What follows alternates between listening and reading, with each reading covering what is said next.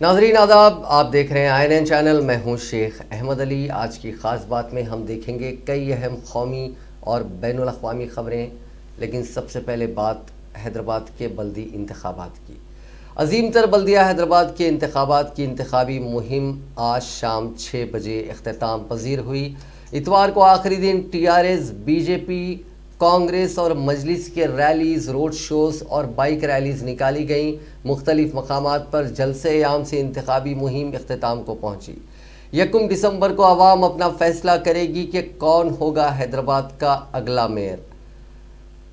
कई मुद्दे इस इंतखाबी मुहिम में आए। अब देखना ये होगा कि लोग किसके हक़ में फ़ैसला करते हैं। एक तरफ हैदराबाद के पुराने शहर में सर्जिकल स्ट्राइक्स करने की बात की गई, हैदराबाद का नाम तब्दील करने की बात की गई। कुछ लोगों ने ये वादा किया कि हैदराबाद पिछले 6 सालों से फसादात से पाक रहा और आइंदा भी अगर फसादात से पाक रहना है तो उन्हें वोट देना होगा। कुछ लोगों ने डेवलपमेंट की बात की। हर पार्टी ने अपनी अपनी बात रखी, लेकिन एक बात बहुत साफ जो समझ में आई इस इंतखाबी मुहिम में कि इस इंतखाबी मुहिम में अवामी मुद्दों पर बिल्कुल भी बात नहीं हुई। हुकूमत की नाकामियों पर बात नहीं हुई, आवाम के जो असल मसाइल थे उन पर बात नहीं हुई। इस पूरी कैंपेन को कहीं ना कहीं हाईजैक कर लिया गया था और कैंपेन में उन मुद्दों पर ज़्यादा बात हुई। मीडिया में और तबसरों में वो मुद्दे छाए रहे जिसका शायद आवाम से सीधा कोई ताल्लुक़ नहीं था। इन इंतखाबात में TRS, BJP और MIM ये बहुत बड़े प्लेयर्स हैं। कांग्रेस पार्टी अपने पुराने तर्ज अमल पर क़ायम रही और उसे यकीन है कि लोग उसके जो डेवलपमेंट के जो प्लान्स हैं उस पर भरोसा करेगी। तेलुगु देशम पार्टी अपनी बका के लिए मुकाबला कर रही है। यहाँ पे सभी पार्टीज़ ने बहुत कोशिश की कि आवाम को अपने हक़ में किया जाए, अपनी बात रखी जाए। बहुत कम वक्त था, शायद तारीख़ का सबसे छोटी इंतखाबी मुहिम थी कि जहाँ पे नोटिफिकेशन आने के अगले ही दिन से नॉमिनेशन दाखिल होना शुरू हो गया।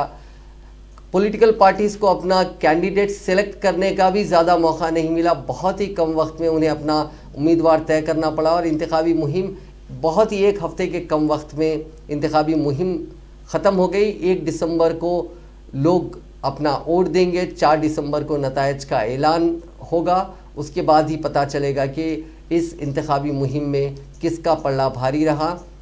अब हुकूमत ने बहुत सी पाबंदियां लगाई हैं। इतवार की शाम तक कोई यानी इंतखाबात मुकम्मल होने तक कोई सियासी सरगर्मियां नहीं हो पाएंगी और सभी शराब की दुकानों पर पाबंदी लगा दी गई है। इंतखाबात ख़त्म होने तक ये पाबंदी नहीं हटेगी। साथ ही जो सेंसिटिव एरियाज़ हैं वहाँ पे सेक्शन 144 लगा दिया गया है। हिफाजती इंतज़ाम सख्त कर दिए गए हैं और 1 तारीख को इंतखाबात की पूरी तैयारियां की जा चुकी हैं। मरकज़ी वज़ीर दाखिला अमित शाह ने कहा है कि GHMC के इंतखाबात में BJP शानदार कामयाबी के साथ मेयर के ओहदे को हासिल करेगी। इसके अलावा आने वाले असम्बली इंतखाबात में BJP का इख्तिदार यकीनी है। उन्होंने कहा कि रियासत में BJP की हुकूमत के क़याम में चीफ मिनिस्टर चंद्रशेखर राव का अहम रोल रहेगा, क्योंकि KCR हुकूमत की कारकर्दगी को देखने से ही ये वाज़े होता है कि तेलंगाना में BJP की जीत यकीनी है। ग्रेटर हैदराबाद म्यूनसिपल कॉरपोरेशन के इंतखाबात में पार्टी की इंतखाबी मुहिम चलाने आज सुबह अमित शाह हैदराबाद पहुंचे। एयरपोर्ट से अमित शाह रात चार मीनार के भाग्य लक्ष्मी मंदिर पहुंचकर खुसूसी पूजा की और वहां से सिकंदराबाद के मुख्तलिफ मकामात पर रोड शो में हिस्सा लिया। बाद अज़ाम BJP के दफ्तर में प्रेस कॉन्फ्रेंस से खिताब करते हुए अमित शाह ने कहा कि रोड शो में अवाम के रद्द-ए-अमल को देखने से ये वाज़े होता है कि इस मरतबा GHMC के इंतखाबात में BJP भारी अक्सरियत के साथ कामयाबी हासिल करने वाली है। उन्होंने वाज़े किया कि इन इंतखाबात में BJP अपनी सीटों में इजाफा करने के लिए मुकाबला नहीं कर रही है, बल्कि GHMC पर कब्जा करने के लिए मुकाबला कर रही है और इसमें हम बड़ी हद तक कामयाब भी होंगे। उन्होंने हुक्मरान जमात TRS के साथ मजलिस को तनकीद का निशाना बनाया। अमित शाह ने कहा कि TRS और मजलिस मिलकर हैदराबाद को IT हब में तब्दील करने में रुकावटें खड़ी कर रहे हैं, क्योंकि IT हब में शहर को तब्दील करने के लिए GHMC की जानिब से बड़े पैमाने पर इंफ्रास्ट्रक्चर को कायम करने की ज़रूरत होती है। ये दोनों जमातें इंफ्रास्ट्रक्चर के फ़रोग में नाकाम हो गई हैं। उन्होंने कहा कि एक मरतबा BJP को मौका फराहम किया जाता है तो हैदराबाद को आलमी सतह की IT हब में तब्दील किया जाएगा। अमित शाह ने कहा कि हालिया दिनों में हैदराबाद में सैलाब आया, लेकिन चीफ मिनिस्टर चंद्रशेखर राव और मजलिस के सदर अवैसी मुतासरीन से मुलाकात करने और उनके दुख दर्द में शरीक होने के लिए कहीं नजर नहीं आए। उन्होंने कहा कि हैदराबाद के सैलाब से 7 लाख अफराद मुतासिर हुए, लेकिन चीफ मिनिस्टर ने किसी एक मुतासिर से मुलाकात नहीं की और ना ही इस सिलसिले में शहर के अरकान असेंबली के साथ कोई इजलास मुनक्किद किया। उन्होंने कहा कि गुज़िश्ता 6 साल के दौरान केसीआर हुकूमत ने शहर में बारिश के पानी की निकासी के लिए स्टॉर्म वाटर ड्रेन्स कायम नहीं किए, जिससे पानी मकानात में दाखिल हो गया। उन्होंने कहा कि गैर मजाज तामीरात की वजह से बारिश के पानी की निकासी मुश्किल हो रही है। उन्होंने कहा कि मजलिस की हौसला अफजाई से ही शहर में गैर मजाज तामीरात हो रहे हैं। उन्होंने कहा कि बीजेपी को मेयर मुंतखब होने के बाद शहर में तमाम गैर मजाज तामीरात मुनज़्ज़म कर दिए जाएंगे। अमित शाह ने कहा कि मजलिस की इमा पर टीआरएस काम कर रही है। वज़ीर दाखिला ने कहा कि टीआरएस अगर मजलिस से मुफाहिमत करती है तो इस पर हमें कोई एतराज़ नहीं, लेकिन खुफिया मुफाहिमत क्यों की गई है, खुले तौर पर मजलिस के साथ इत्तेहाद कर सकते हैं। उन्होंने कहा कि रियासत में बदउनवानी उरूज पर है। बदउनवानी के खात्मे के लिए बीजेपी की कामयाबी ज़रूरी है। अगर बीजेपी को कामयाब बनाया जाता है तो ऐसी सूरत में यहाँ निज़ाम के कल्चर से निजात दिलाते हुए हैदराबाद को असरी शहर में तब्दील किया जाएगा। अमित शाह ने कहा कि शहर हैदराबाद की तरक्की के लिए मरकज़ की मोदी हुकूमत ने काफ़ी फंड्स दिए। हैदराबाद मेट्रो रेल की तोसी के लिए नरेंद्र मोदी हुकूमत ने 16,000 करोड़ रुपये दिए थे, जिससे 30 किलोमीटर मेट्रो रेल को तोसी दी गई। कोरोना के बाद परेशान हाल स्ट्रीट वेंडर्स के लिए हैदराबाद को ज़्यादा से ज़्यादा फंड्स दिए गए। सबसे ज़्यादा फ़ायदा हैदराबाद के वेंडर्स ने हासिल किया। अमित शाह ने सदर मजलिस असदुद्दीन अवैसी से इस बात की वजाहत करने का मुतालबा किया कि तेलंगाना को पाकिस्तान में जम कर देने से सबसे पहले किसने कहा था।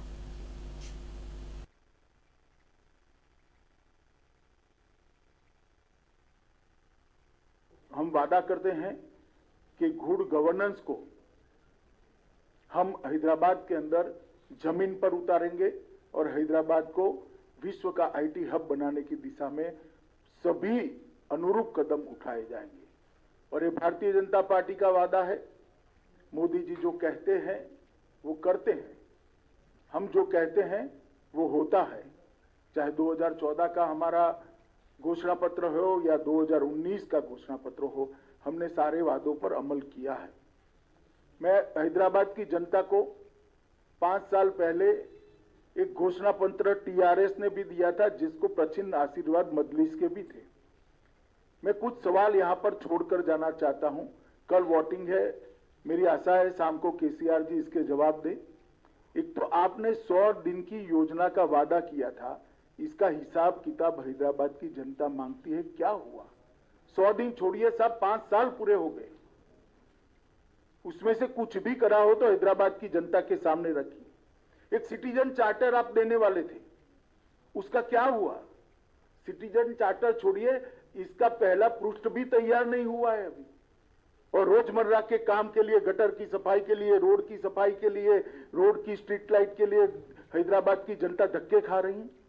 32,000 से ज्यादा नल कलेक्शन गरीब बस्तियों में देने थे। हमने हिसाब किताब लगाया, हमारे कार्यकर्ताओं ने 20% से ज्यादा आप नहीं दे पाए हो। कब दोगे? वादा तो 5 साल का था। गरीबों के लिए 1 लाख घर बनाने थे, 1100 से ज्यादा नहीं बना पाए, जबकि मोदी जी ने 1,35,000 गरीबों के घर के लिए तेलंगाना को पैसा मुहैया करा है। मगर आप इंप्लीमेंट नहीं कर पाते हो। आपके फार्म हाउस से बाहर निकलकर सचिवालय में आओगे तभी तो शायद कभी इंप्लीमेंटेशन होगा। भूसी नदी के साथ साथ 42 किलोमीटर का 6 लेन रोड बनाना था। मेरा सभी मीडिया वालों को निवेदन है कि आपकी वैन जरा भूसी नदी के किनारे। किसान तंजीमों ने हुकूमत की तजवीज़ को ठुकराकर दिल्ली को चारों तरफ से घेरने की वार्निंग देते हुए कहा कि वो बगैर किसी शर्त के साथ हुकूमत से बातचीत करना चाहते हैं। किसान तंजीमों ने इतवार को सिंधु बॉर्डर पर प्रेस कॉन्फ्रेंस में कहा कि इत्तेफाक राय से हुकूमत की तजवीज़ को ठुकराने का फैसला किया गया है। उन्होंने कहा कि बराड़ी का मैदान तहरीक की जगह नहीं है बल्कि एक खुली जेल है, इसलिए वहाँ किसी भी हाल में नहीं जाएंगे। शर्तों के साथ किसी भी सूरत में बातचीत नहीं होगी। उन्होंने कहा कि उनके पास 4 महीने का राशन समेत सारे इंतजाम हैं। आने वाले दिनों में दिल्ली के 5 अहम आने जाने वाले रास्तों को पूरी तरह से जाम किया जाएगा। पंजाब में किसान पिछले 2 महीने से जद्दोजहद कर रहे हैं और पिछले 4 दिनों से दिल्ली चलो मुहिम के तहत किसान मुख्तलिफ रास्तों से दिल्ली की तरफ बढ़े हैं। किसान रहनुमाओं ने साफ तौर पर कहा कि किसी भी सियासी पार्टी के रहनुमा को स्टेज पर आने की इजाज़त नहीं दी जाएगी। किसानों का इल्ज़ाम है कि हुकूमत ने उनके मुतालबात और सवालों पर कोई तवज्जो नहीं दी है। हुकूमत की हिकमत अमली ने अदम एतमाद और भरोसे की कमी पैदा की है। किसान तंजीमों का कहना है कि अगर हुकूमत किसानों के मुतालबात से खिताब करने संजीदा है तो उसे शर्तें लगानी बंद करनी चाहिए। 1450 किसान 40 दिन जेल गए और दूसरी तरफ एक हाई कोर्ट में केस डाला जिसने नवंबर 76 में फैसला दे दिया कि सरकार किसी भी किसान को रोक नहीं सकती, वो अपनी पैदावार देश के किसी भी कोने में कितनी मात्रा में जब जी चाहे वो ले जा सकता है। उसको आप स्टॉकिस्ट भी नहीं कह सकते क्योंकि वो अपना खून पसीना बहा के पैदा करता है। तो 77 में जब जनता सरकार आई तो पहला पार्लियामेंट का रेजोल्यूशन है कि देश में सारे देश का एक जोन होगा। हमने पूछा कि बिहार से पैडी पंजाब में आती है, यूपी से पंजाब में आती है, यूपी से गेहूं पैडी पंजाब और हरियाणा में आती है, कोई पाबंदी नहीं। हम अपना किन्नू बंगाल में बेंगलोर में बेचते हैं, कोई पाबंदी नहीं। हमारा यहाँ तक दिल्ली तक हमारी पहुंच है। आम किसान की सब्जी मंडी आजादपुर में लाते हैं, कोई पाबंदी नहीं। प्याज, केला, संतरा महाराष्ट्र से सारे देश में जाता है, कोई पाबंदी नहीं। सेब हिमाचल से, जम्मू कश्मीर से सारे देश में जाता है, कोई पाबंदी नहीं। आपने क्या नया काम किया? एक्चुअली कोई पाबंदी है नहीं। अपने कॉर्पोरेट्स को खुश करने के लिए उन्हें और कोई लॉजिक नहीं मिलता था तो कहा कि हमने तो जी एक देश एक मंडी दे दी। रियलिटी ये है कि एक देश दो मंडियां बना दी। एक मंडी है which is governed bye APMC act, किसी कानून के तहत 100 साल से वो काम कर रही है, जो ट्राइड एंड टेस्टेड है, हर किसान को उसकी समझ है। एक मंडी जो इन्होंने बनाई उसमें कायदा कानून ही नहीं, कोई भी आदमी उसे कोई लाइसेंस की जरूरत नहीं, वो सिर्फ अपने पैन कार्ड से या कोई भी गवर्नमेंट ऑफ इंडिया के जो अधिकारित डॉक्यूमेंट है उससे कहीं भी कितनी भी क्रॉप किसी किसान से खरीद सकता है, खेत से खरीद सकता है, घर से खरीद सकता है। इसका मतलब ये हुआ कोई अमीर आदमी 4 गांव की गेहूं खरीद के ले जाए, बाद में पेमेंट ना करे, कोई प्रोविजन नहीं कि हम उसके खिलाफ कोर्ट। ज़राअत से मुतालिक नए क़वानीन के खिलाफ जारी किसानों के शदीद एहतजाज के दरमियान आज वज़ीर आज़म नरेंद्र मोदी ने कहा कि ज़रई इस्लाहात से किसानों को नए मौक़े मैसर आए हैं क्योंकि उन्हें नए हुकूक़ दिए गए हैं। वज़ीर आज़म ने अपने माहाना प्रोग्राम मन की बात 2 के 18वें एडिशन में कहा कि इन इस्लाहात से न सिर्फ किसानों के गले में पड़ी जंजीरें टूट गई हैं बल्कि उन्हें नए हुकूक़ और ज़्यादा मौक़े भी फराहम किए गए हैं। इन हुकूक़ ने काश्तकारों के मसाइल को बहुत जल्द कम करना शुरू कर दिया।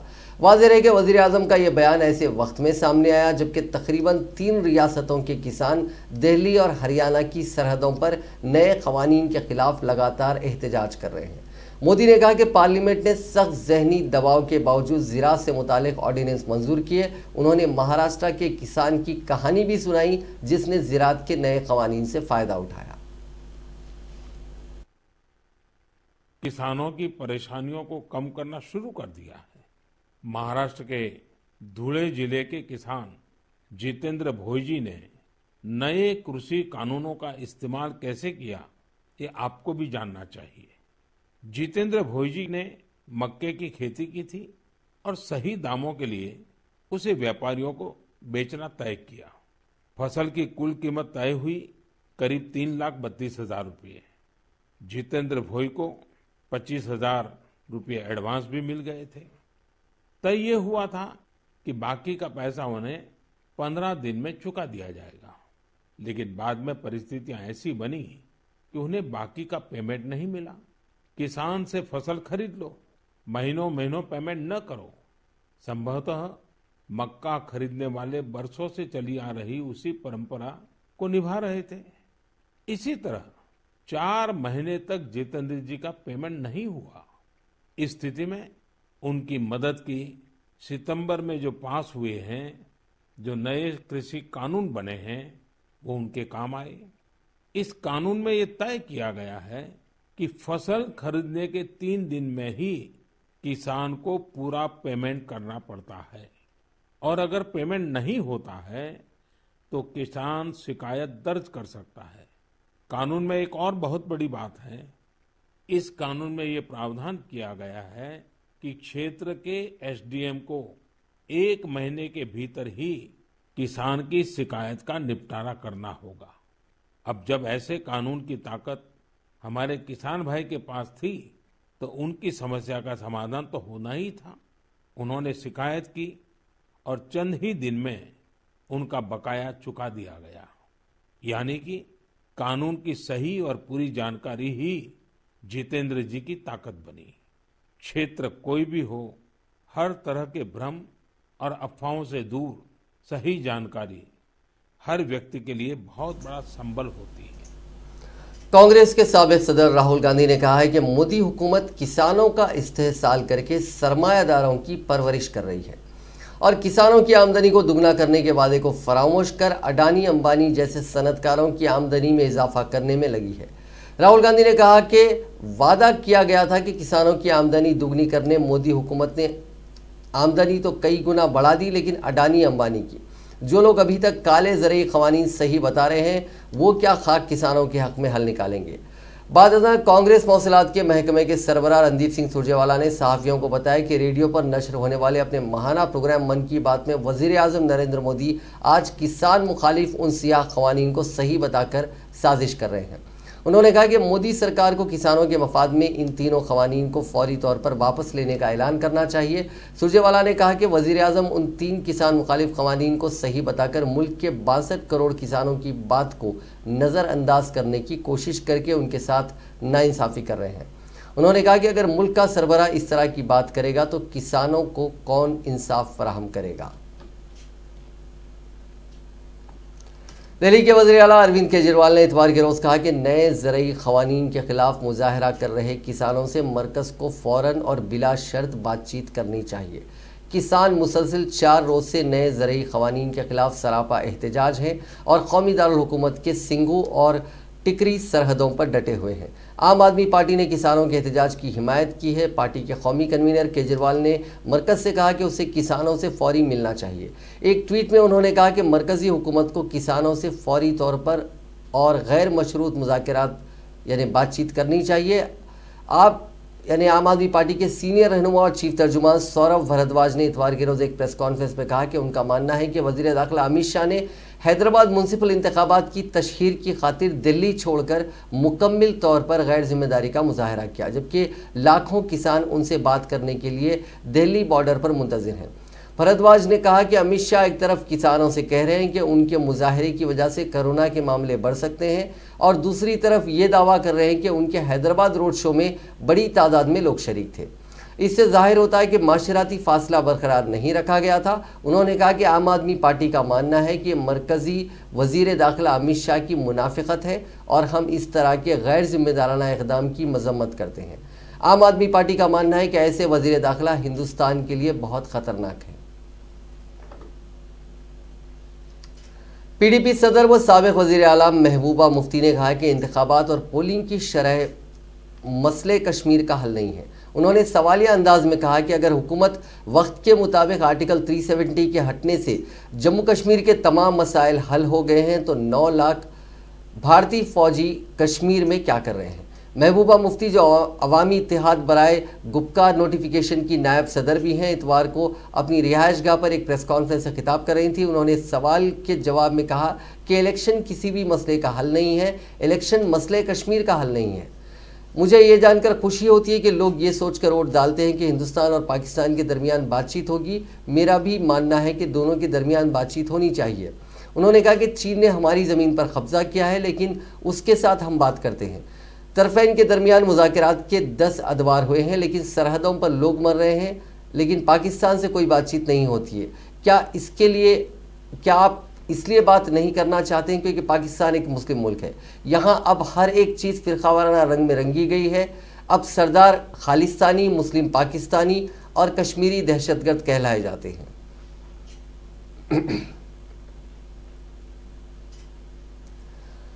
गवर्नर के दस्तखत के बाद कल नाफिज होने वाले लव जिहाद के नए कानून के बाद पहला मामला बरेली जिले के देवरियान थाने में दर्ज किया गया। परेशान कुन फरीक का इल्जाम है कि दूसरे मजहब का नौजवान मजहब तब्दीली करने का दबाव बनाकर शादी करना चाहता है। Senior superintendent police Rohit Singh Sajwan ने आज बताया कि उत्तर प्रदेश गैर कानूनी तरीके से तब्दीली मजहब की रोकथाम से मुतालिक ऑर्डिनेंस 2020 के तहत जिले के देवरनिया पुलिस स्टेशन में अंकित ने अपनी तहरीर में कहा कि गांव में रहने वाले एक नौजवान अवैस अहमद ने टिकाराम की बेटी को बहला फुसलाकर मजहब तब्दील करने का दबाव बना रहा है।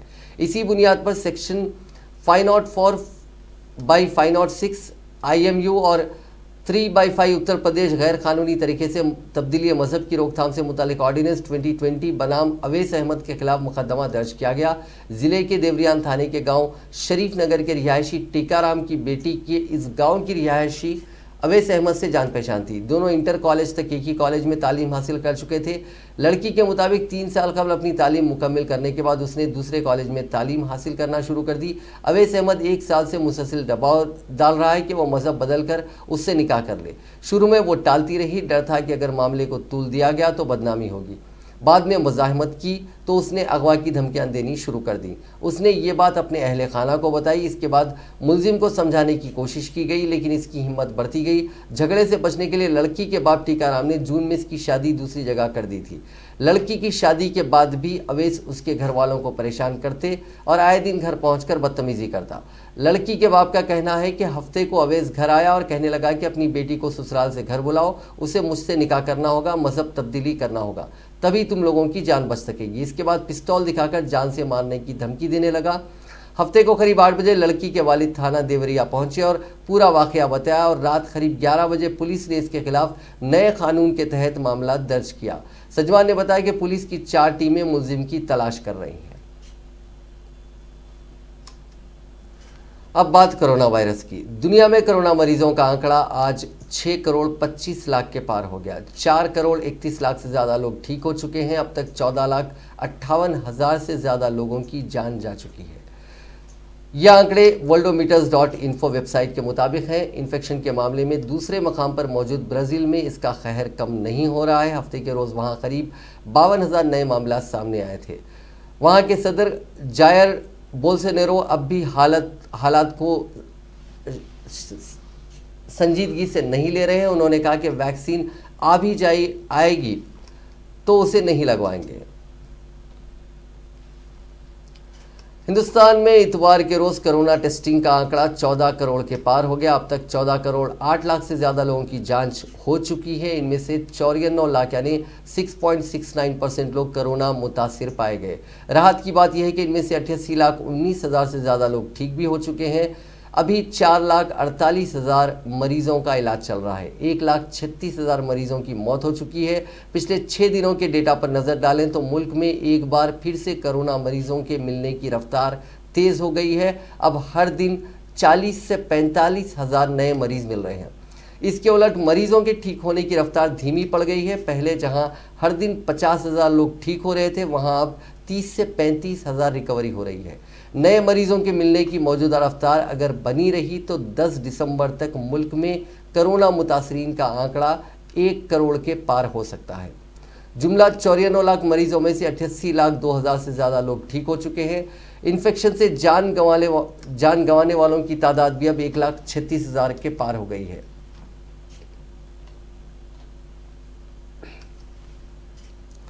वज़ीर-ए-आज़म नरेंद्र मोदी ने आज कहा है कि कोरोना की वजह से गुजरा साल कभी खुशी से याद नहीं किया जाएगा और जब तक टीका नहीं आ जाता तब तक किसी भी किस्म की लापरवाही बहुत ख़तरनाक हो सकती है। मोदी ने आकाशवाणी पर माहाना प्रोग्राम मन की बात में कहा कि मन की बात में हम अलग अलग मुख्तलिफ और मुतअद्दिद मौज़ूआत पर बात करते हैं, लेकिन एक ऐसी बात को भी 1 साल हो रहा है जो हम कभी खुशी से याद नहीं करना चाहेंगे। करीब 1 साल हो रहा है जब दुनिया को कोरोना के पहले केस के सिलसिले में पता चला था। उन्होंने कहा कि तब से लेकर अब तक पूरी दुनिया ने मुतअद्दिद उतार चढ़ाव देखे। लॉकडाउन के दौर से बाहर निकलकर अब टीके पर बहस होने लगी है, लेकिन कोरोना के सिलसिले में किसी भी किस्म की लापरवाही अब भी बहुत ख़तरनाक है। हमें कोरोना के खिलाफ अपनी लड़ाई को मजबूती के साथ जारी रखना है। वज़ीर-ए-आज़म मोदी हफ्ते को अहमदाबाद, हैदराबाद और पुणे के दौरे पर गए थे और वहां उन्होंने 3 टीकों की तैयारी के अमल का जायजा लिया था।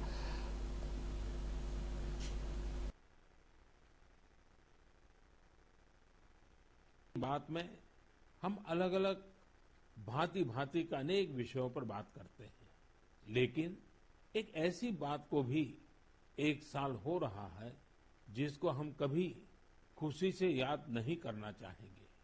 करीब करीब 1 साल हो रहे हैं जब दुनिया को कोरोना के पहले केस के बारे में पता चला था।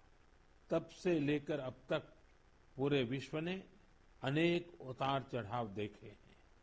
लॉकडाउन के दौर से बाहर निकलकर अब वैक्सीन पर चर्चा होने लगी है, लेकिन कोरोना को लेकर किसी भी तरह की लापरवाही अब भी बहुत घातक है। हमें कोरोना के खिलाफ अपनी लड़ाई को मजबूती से जारी रखना है।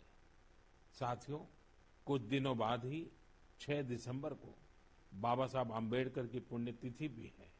ये दिन बाबा साहब को श्रद्धांजलि देने के साथ ही देश के प्रति अपने संकल्पों, संविधान ने एक नागरिक के तौर पर अपने कर्तव्यों को निभाने की जो सीख हमें दी है, उसे दोहराने का देश के बड़े हिस्से।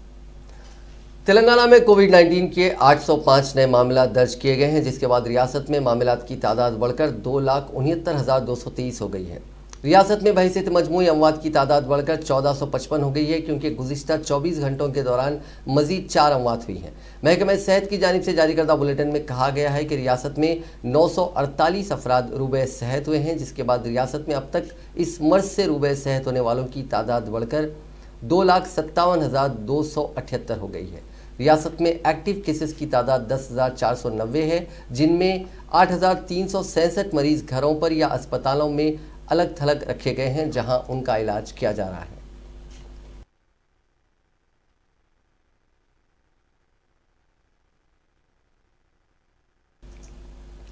तालिबान के साथ अमन मुज़ाकरात के बावजूद दहशतगर्दाना हमले रुकने का नाम नहीं ले रहे हैं। इतवार को 2 अलग अलग बम धमाकों में अफगानिस्तान में कम से कम 34 लोगों की मौत हो गई। वहीं बड़ी तादाद में लोगों के जख्मी होने की भी खबर है। पहला हमला अफगानिस्तान में एक फौजी अड्डे को निशाना बनाकर किया गया, जबकि दूसरे हमले में सूबाई काउंसिल के सरबराह को मारने की कोशिश की गई। अफगानिस्तान मशरकी सूबे गजनी में ओहदेदारों ने बताया कि हमलावर बारूद से भरी एक फौजी गाड़ी को फौजी कमांडो अड्डे पर ले गया और उसमें धमाका कर दिया। इस धमाके में 31 फौजी हलाक हो गए, जबकि 24 दीगर जख्मी हो गए।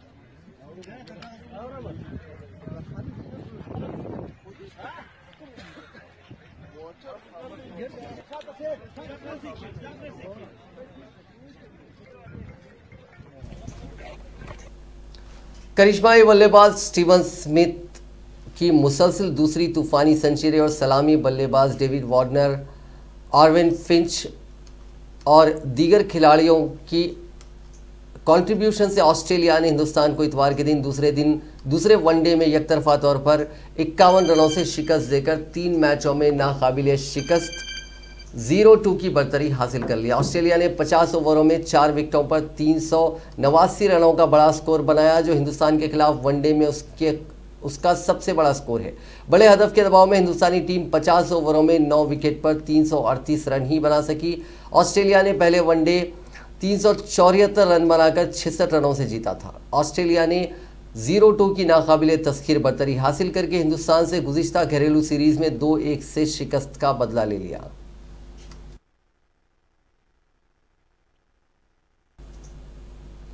नाज़रीन, आज की खास बात में बस इतना ही। आपसे कल मुलाकात होगी नई खबरों के साथ, नए एनालिसिस के साथ। फिलहाल दीजिए इजाज़त। खुदा हाफिज़।